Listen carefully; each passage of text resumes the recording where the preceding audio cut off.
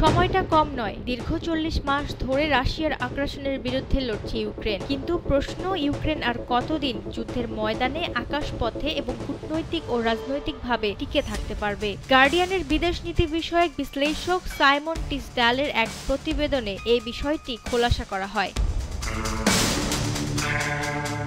২০২২ সালের ফেব্রুয়ারিতে রাশিয়ার সর্বাত্মক আক্রমণের পর থেকে প্রতিদিনই বোমা, ড্রোন আর গোলাবারুদের শব্দে কেঁপে উঠেছে ইউক্রেনের শহরগুলো। এই দীর্ঘ যুদ্ধে নিহত হয়েছেন হাজারো মানুষ। অন্যদিকে ঘর ছাড়া হয়েছে কোটিরও বেশি। সাথে স্কুল, হাসপাতাল, দোকান, শিল্প কারখানা, বিদ্যুৎ কেন্দ্র কিছুই রক্ষা পায়নি। এমনকি উর্বর কৃষি জমিও এখন ব্যবহার অযোগ্য।